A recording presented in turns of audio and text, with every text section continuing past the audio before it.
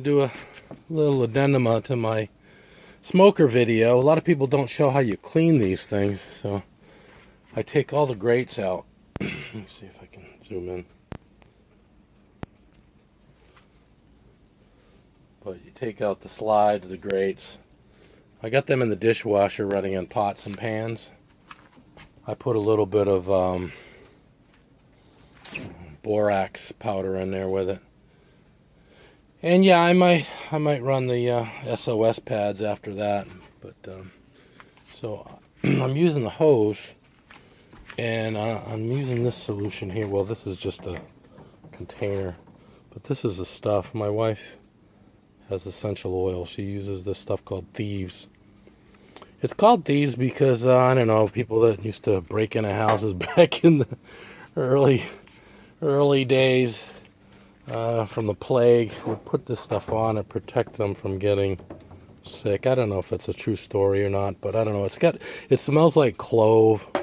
It's antibacterial, and it's not a degreaser, so it's not. See, the thing is, like, if you use a chemical or a soap or whatever, you're gonna get that shit in here, and it's just gonna be so nasty. You need to like recoat it with oil. You have to burn it out. You don't want to cook in that. So with the Thieves though, I can spray this thing and that's that. I'm done. It's I've actually sprayed the door and cleaned it and then let it heat up and put my food in there. It's food grade anyway, so it's not toxic. Matter of fact, if you're ever sick, you just put a little drop on your finger and touch it to the roof of your mouth. So I just spray. I just spray and I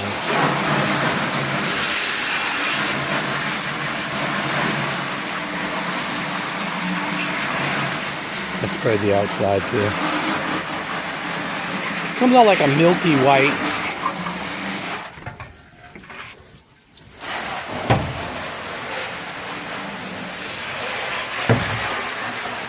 And then I like to, whenever I use water, I like to recoat it with some oil, and what I use is coconut oil, the cooking spray, and I'll respray this, and that's it. Now down at the bottom, I had some caked on shit. I used the torch. I just used the torch, heated it up, and then a scraper, and just scraped it a little bit. That's pretty much all you got to do. You know, it doesn't have to be perfect.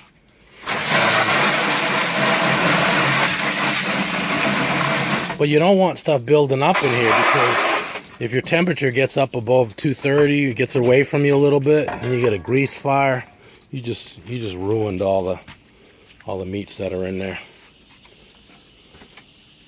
So that's about it. Anyway, so I'm gonna get the cooking spray. When I spray the oil, the water will just run off that's stuck in there. So that's it, done deal. So yeah, this by the way, this smoker here was I think I paid $175. The Masterbuilt Sports Elite.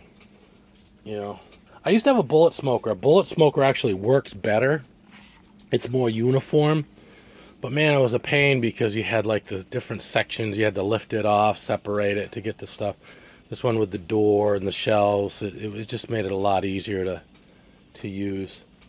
So, oh, also if you get one of these, make sure you, when you're done, you shut it off down here first before you turn off at the gas, so you don't have any issues with the regulator. So, oh, and also a lot of times they don't tell you this. I saw this on the board. So it comes with this, because this is a three-way smoker, right? You could just run it with just charcoal if you want. I use just wood chips and the gas to regulate the temperature. But what they don't tell you is to use a cast iron skillet. You take the cast iron skillet and you put it on here, and then you put your wood chips on that. It burns the wood slower, and you get that much sweeter flavor from the hickory. You don't want to just stick the hickory in there, and if you soak the hickory, you can, but it gives it a little bit different flavor.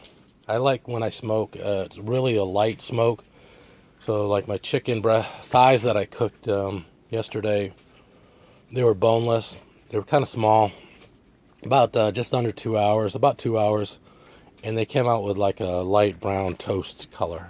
And they're just super fantastic. Anyway, hope everybody had a great weekend. Talk to you later. Bye.